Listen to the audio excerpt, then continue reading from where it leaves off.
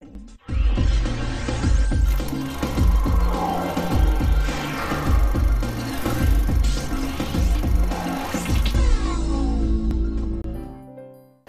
masih izinkan terjadi, tetaplah kita mengucap syukur, karena kita sedang dibawa dalam proses untuk kita menerima berkat yang besar dari Dia. Amin. Siapa yang rindu menerima berkat yang besar dari Dia? Haleluya.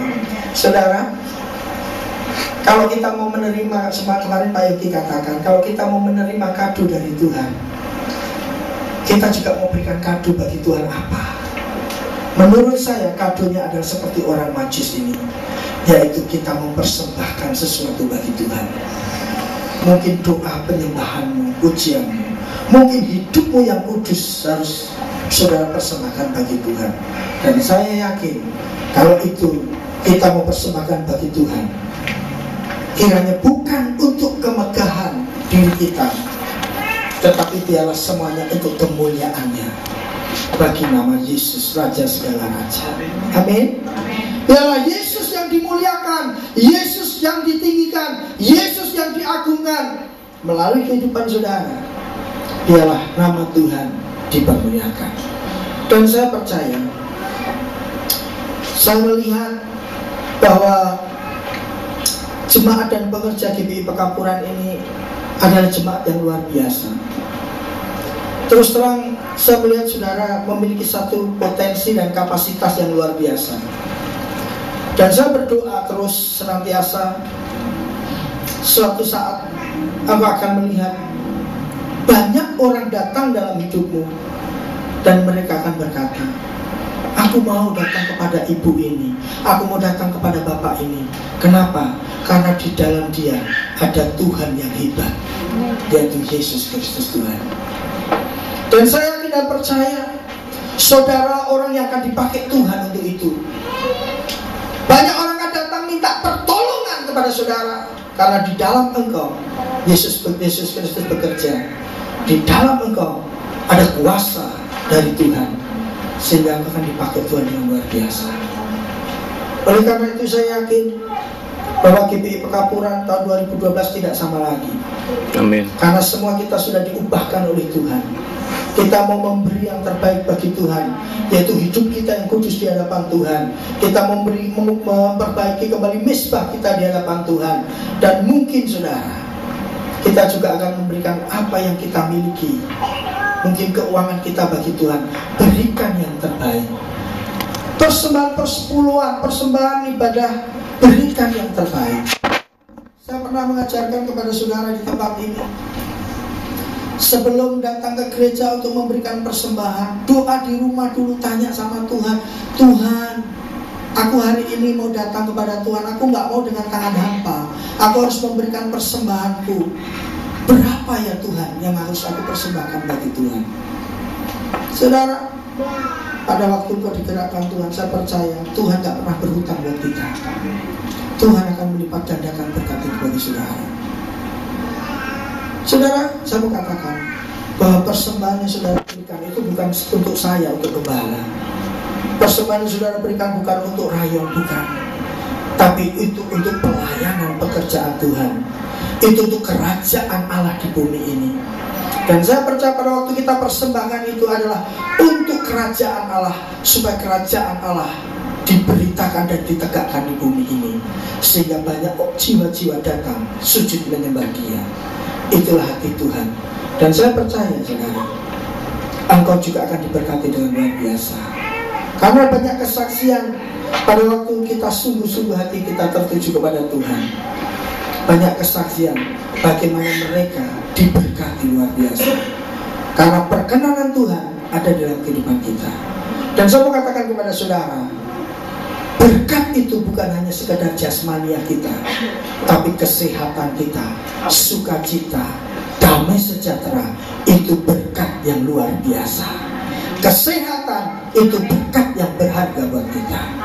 Amin. Saudara, saya mau tanya, siapa yang mau sehat senantiasa? Amin. Oh, haleluya. Saya bersyukur, itu yang terpenting saudara. Seperti tadi Pak Martin Lord katakan, hati yang gembira adalah obat yang manjur. Jangan obat aja, ada obat yang gak manjur katanya. Bahkan ada lagunya begini, hati yang gembira adalah obat yang manjur seperti obat hati yang senang, tapi semangat yang patah keringan tulang punggung, tulang kaki. Wah, saudara. Jadi ada tulang punggung, ada tulang kaki, saudara. Hati bukan tulang dari Medan, lain, saudara. Hati yang gembira, Tuhan senang. Ya, saudara. Kalau kita sehat, saya percaya kita dapat memuliakan Tuhan. Harta itu nomor 2, saudara. Kenapa saya katakan itu? Beberapa waktu yang lalu saya diizinkan Tuhan untuk melayani seseorang umurnya 35 tahun, belum menikah. 35 tahun tapi sukses luar biasa. Kenapa saya tahu dia sukses? Karena saudara-saudaranya bilang begini, Pak, ini adik kami yang paling sukses. Saudara, ternyata kesuksesannya dia punya rumah yang bagus, punya mobil yang cukup mewah menurut ukuran saya. Mobilnya mewah, saudara. Tapi dia harus di ICU dengan oksigen di dalam hidungnya, dengan selang yang ada di mulutnya. Saudara, saya mau tanya, harta yang dia miliki itu bisa buat apa? Dia nggak bisa menikmati. Dia hanya bisa menikmati selang. Dia hanya bisa menikmati makanan dari suntikan, saudara. Umur 35 tahun dia sakit komplikasi, ada gula darah, ada kolesterol, ada jantung. Sehingga pada waktu itu dia mengalami koma, saudara. Dan kami diizinkan Tuhan untuk datang berdoa. Dan saya percaya dia disembuhkan oleh Tuhan. Satu hal, saudara, satu hal, harta itu bagi kita nomor 2. Yang penting di hadapan Tuhan kita memiliki kesehatan yang sempurna bagi dia. Kalau kita sehat, kita bisa bekerja, kita bisa mencari nafkah rezeki kita, saudara. Tapi kalau sudah nggak sehat, bagaimana kita mau cari rezeki? Dan saya percaya kalau kita sehat di dalam Tuhan, engkau adalah orang-orang yang diberkati dengan luar biasa. Beri tepuk tangan bagi kita. Siang hari ini sebelum saya akhiri firman Tuhan, saudara, masuk tahun 2012, tahun perkenan Tuhan. Satu hal, pesan saya kepada saudara melalui momentum Natal ini, melalui pengorbanan Yesus Kristus, Yesus datang ke dalam dunia ini oleh karena Bapa memberikan anak yang tunggal. Pesan saya, saudara, secara pribadi, saya percaya bahwa jemaat di GBI Pekampuran adalah jemaat yang luar biasa, yang diberkati Tuhan dengan luar biasa. Tapi satu hal, biarlah kita senantiasa hidup kita kudus di hadapan Tuhan. Kita berkenan kepada Dia karena kita memiliki kehidupan yang kudus di hadapan Tuhan. Satu hal yang saya pesankan, masuk tahun 2012, hendaklah kita tetap kudus di hadapan Tuhan. Kalau kita kudus di hadapan Tuhan, engkau akan bisa menyembah Tuhan dengan baik. Engkau akan bisa memberikan sesuatu kepada Tuhan dengan baik. Karena hatimu sudah benar di hadapan Tuhan. Hatimu sudah kudus di hadapan Tuhan.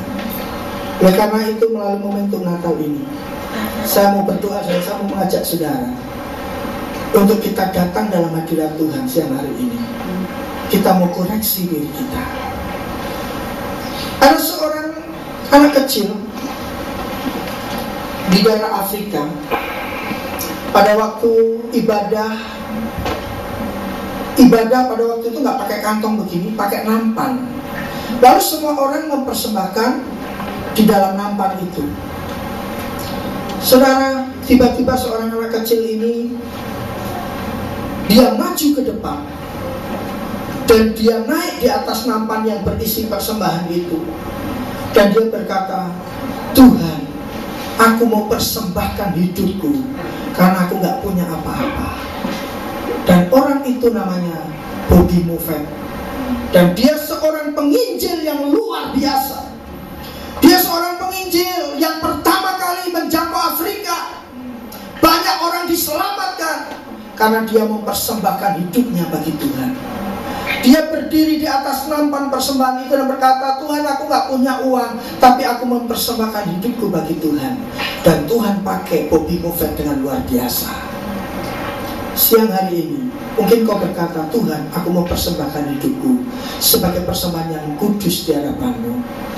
Saya percaya engkaulah orang yang akan dipakai Tuhan dengan luar biasa. Saya undang semua panitia.